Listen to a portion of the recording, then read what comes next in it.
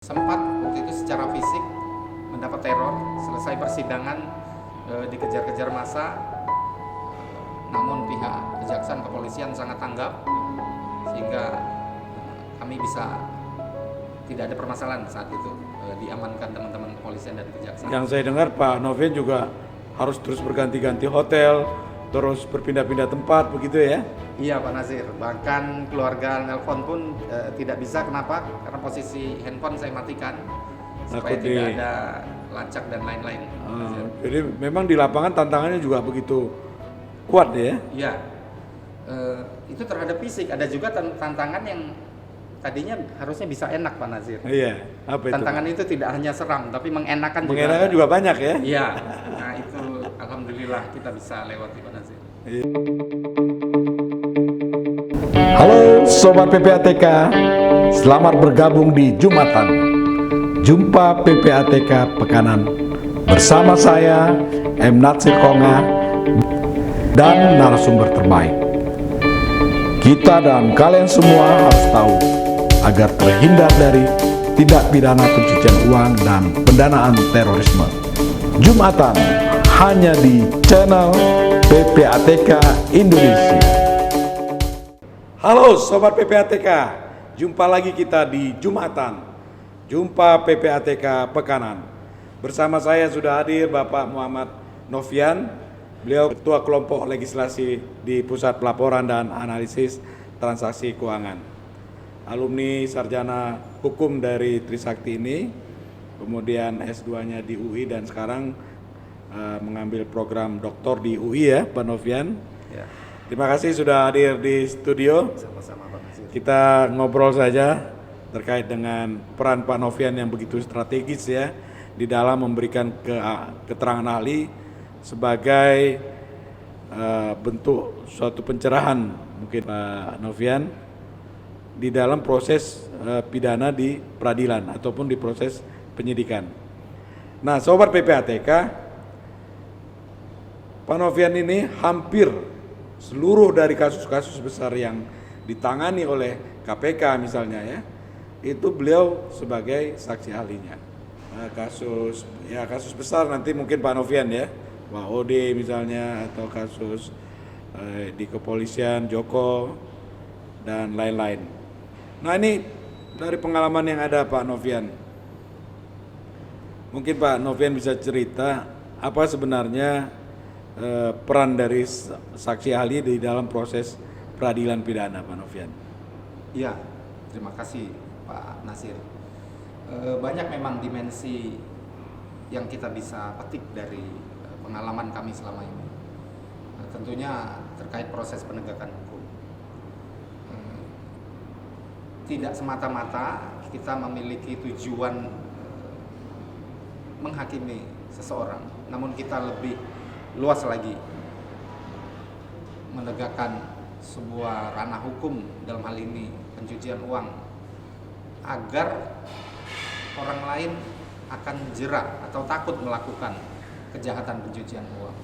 Dan di sisi lain tentu stabilitas sistem keuangan dan sistem moneter tentunya itu bisa terjaga.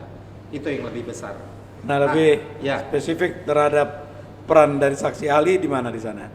Baik, kami ambil contoh misalkan dalam ranah sebuah teori, Pak Nasir, itu di lapangan jelas ya, teori tertulis secara nyata, namun pemahaman berbagai macam pihak itu belum tentu sama.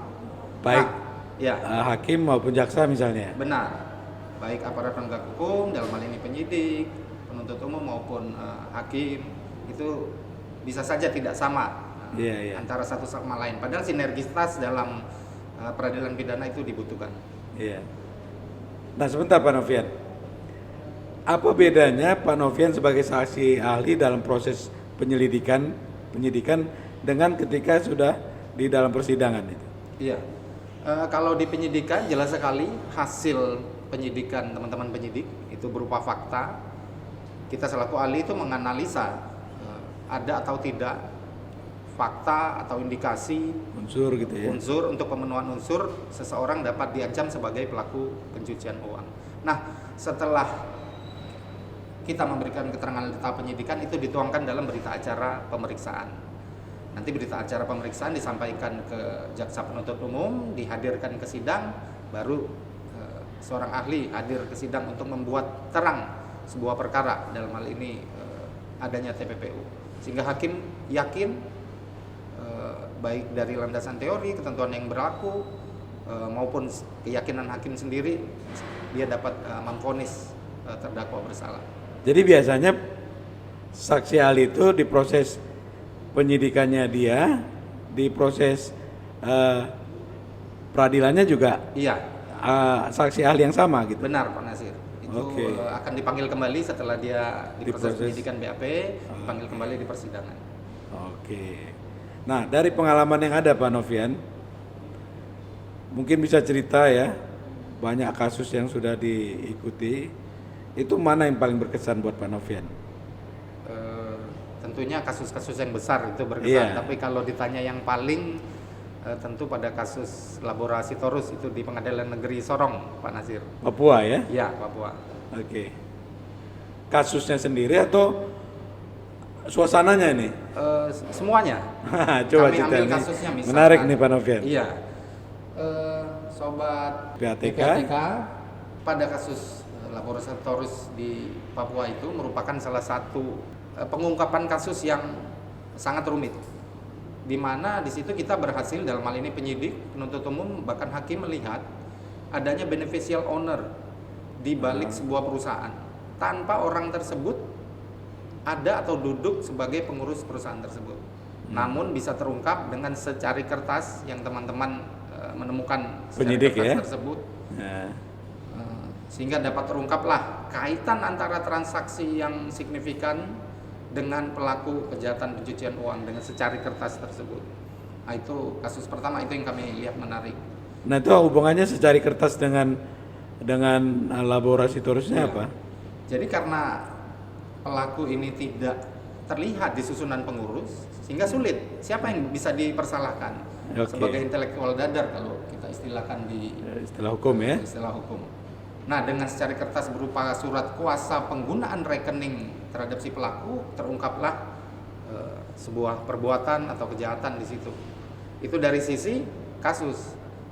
Nah, dari sisi praktek pelaksanaan di persidangan, Pak Nasir, kami sempat waktu itu secara fisik mendapat teror. Selesai persidangan dikejar-kejar massa, namun pihak kejaksaan kepolisian sangat tanggap sehingga kami bisa tidak ada permasalahan saat itu, diamankan teman-teman kepolisian dan kejaksaan. Yang saya dengar Pak Novian juga harus terus berganti-ganti hotel, terus berpindah-pindah tempat begitu ya? Iya Pak Nasir, bahkan keluarga nelpon pun tidak bisa. Kenapa? Karena posisi handphone saya matikan supaya tidak ada lacak dan lain-lain. Jadi memang di lapangan tantangannya juga begitu kuat ya? Iya, itu terhadap fisik. Ada juga tantangan yang tadinya harusnya bisa enak Pak Nasir. Iya, apa itu? Tantangan itu tidak hanya seram, tapi mengenakan juga banyak ya? Iya, nah itu alhamdulillah kita bisa lewati Pak Nasir. Iya. Dan sepanjang karir Pak Novian menjadi saksi ahli itu biasanya hakim memutus bersalah tuh terdakwa atau terpidana. Iya. Dari 170 sidang Pak Nasir. Sudah 170 sidang ya? 178 persisnya, sorry. Sejak tahun berapa itu Pak? Sejak tahun 2011. Oke. Nah, itu yang diputus 166 kalau tidak salah. Berarti 95% lebih. Iya. Kalau yang kalah kenapa kira-kira itu? Apa karena Pak Novian yang salah atau kurang canggih Nah gimana? itu tadi kami sampaikan Pak. Dimensinya tidak satu. Iya. Yang seharusnya pemahaman teman-teman penegak hukum itu sama, ternyata ada yang tidak, atau mereka belum berani melakukan hal-hal yang sifatnya progresif. Tapi atau menyimpang gitu? Tidak. Hah? Tidak. Misal saya ambil contoh. Iya. Penerapan pembalikan beban pembuktian Hmm. itu ada yang paradigma majelis hakim belum firm, dia agak ragu menerapkan hal tersebut, sehingga itu menjadi hambatan tersendiri.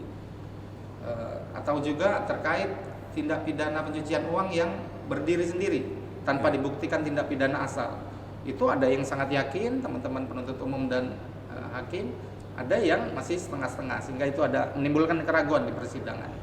Hal-hal seperti itu yang bukan dibuat-buat, saya pikir itu masuk ke ranah pemahaman. Tapi kalau kejanggalan tentu banyak juga Bapak lihat kali ya. Kejanggalan ya ada lah kejanggalan. Ada ya. Seharusnya teman-teman lebih paham, tapi kenapa dalam kejawantahan seolah-olah tidak paham?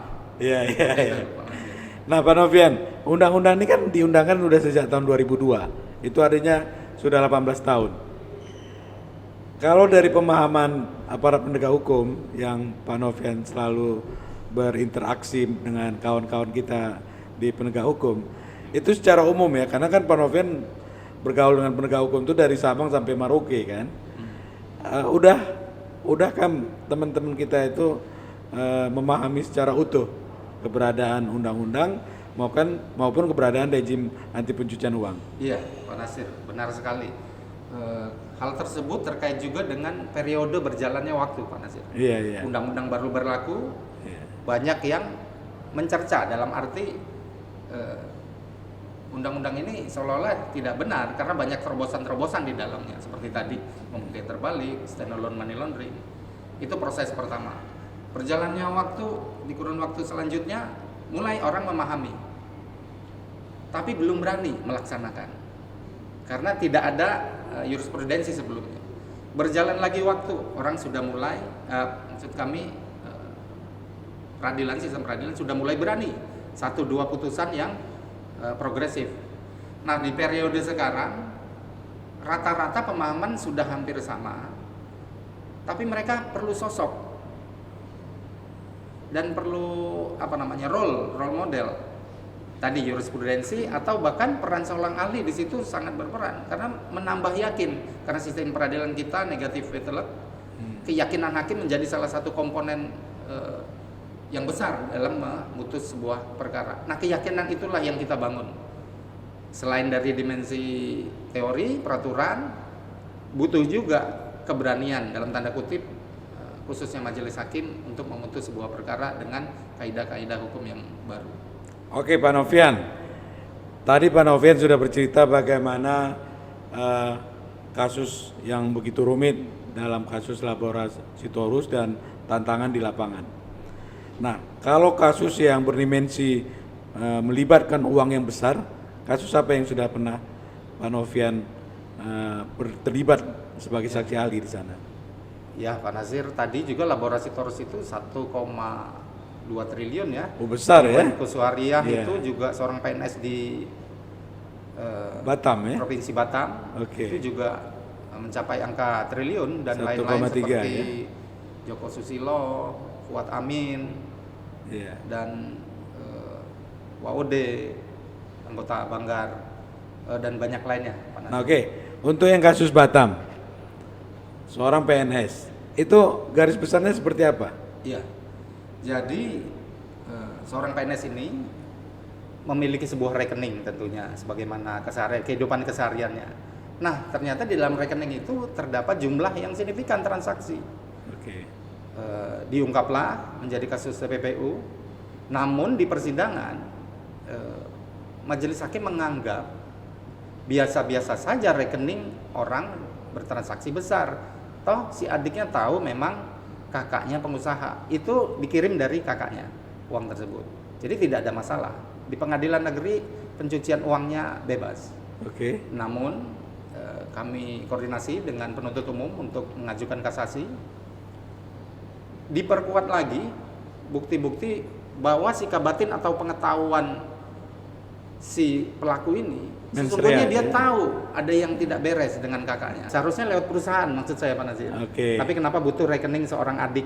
Oke. Iya. Iya, Nah, hal-hal itu yang perlu dikedepankan, iya. diformulasikan dalam memori kasasi sehingga membuat hakim yakin dan berhasil dikasasi, tindak pidana pencucian uangnya terbukti. Jadi karena seharusnya abangnya yang pemilik perusahaan itu ya karena itu usaha ya tentunya uangnya dikelola oleh badan usaha dong ya. Iya, benar. Kenapa dikirim Butuh kepada rekening adiknya? adik, iya. Kita kenal istilah itu Pak Nasir, use of nominee. Dia Oh, tidak ingin oke. tampil dalam sebuah transaksi, sehingga Oke. dia membutuhkan pihak-pihak lain dalam transaksi.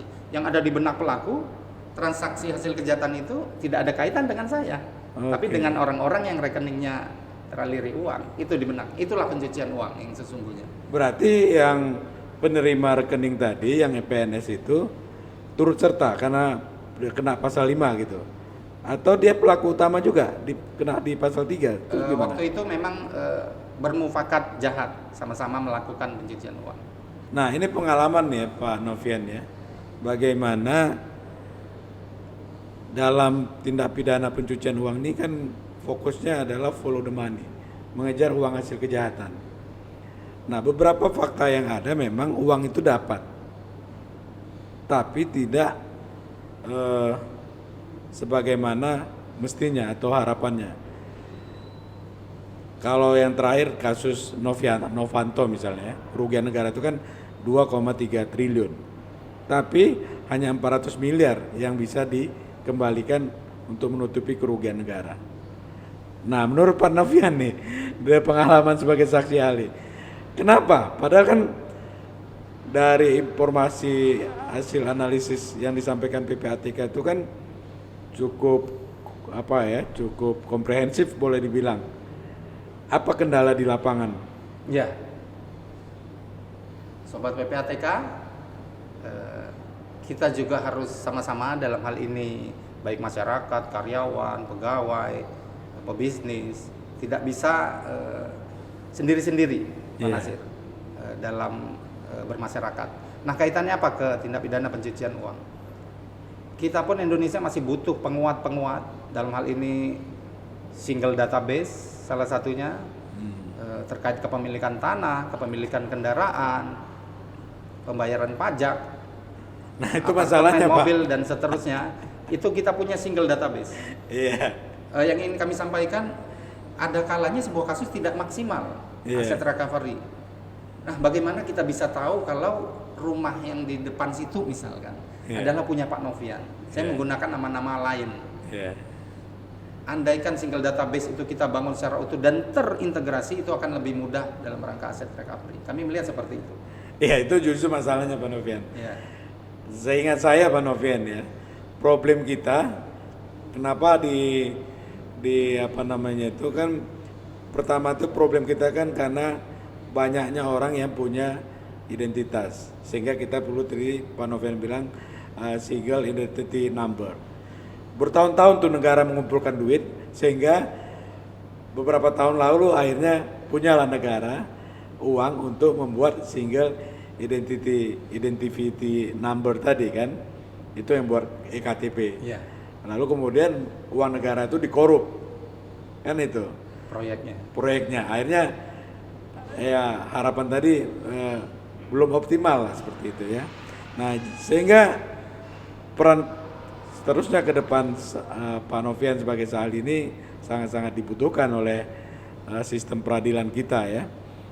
Nah, kemudian tantangan nih Pak Novian ke depan yang dihadapi oleh sistem peradilan kita agar benar-benar rejim anti pencucian uang ini bisa diterapkan. Iya. Apa yang bisa Pak Novian sampaikan kepada mitra kerja kita ya, agar rejim ini bisa benar-benar ditegakkan gitu. Iya, Pak Nasir. Seperti tadi, kita tidak bisa sendiri dalam menegakkan rezim. Baik yang sifatnya koordinasi, pengetahuan dalam hal ini pendidikan, pelatihan supaya paradigma sama. Nah, kemudian tadi hal-hal pendukung lain, single database termasuk IKTP atau single identity number, itu kita sama-sama harus perbaiki agar data-data di perbankan, data-data kepemilikan aset itu bisa dengan cepat, dengan mudah kita akses, dan para pihak atau pelaku kejahatan ini akan menambah risih, ya, menambah rasa sulit untuk melakukan pencucian uang ketika komponen-komponen tadi bisa kita bangun. Ya, tentu tidak mudah karena memerlukan anggaran, memerlukan komitmen bersama teman-teman di pemerintahan, DPR dalam menyusun peraturan, teman-teman akademisi, dan juga mungkin teman-teman wartawan dan LSM yang mendukung perbaikan-perbaikan itu. Kami melihat kebutuhan itu, Pak Nasir. Baik Pak Novian, terima kasih atas pencerahan yang di-share, dibagikan kepada kita Sobat PPATK. Sobat PPATK, Pak Novian sekarang sedang mengambil program doktor ya. Mari kita doakan bersama. Amin. Kiranya semua bisa berjalan secara lancar ya. Amin. Pak Novian. Terima kasih, Pak. Saya tadi lupa juga memperkenalkan Pak Novian bahwa beliau ini juga sebagai Ketua Ikatan Pegawai sejak tahun 2019 ya Pak Novian? 2018. Sejak 2018. Dan sepanjang kepemimpinan Pak Novian sebagai Ketua Ikatan Pegawai PPATK banyak kemajuan-kemajuan yang diperoleh, ya, artinya dirasakan oleh Ikatan Pegawai ya. Sekali lagi terima kasih kepada Sobat PPATK yang sudah menyimak acara kita. Jumpa lagi kita di Jumatan. Jumpa PPATK Pekanan. Kalau bersih, kenapa harus bersih?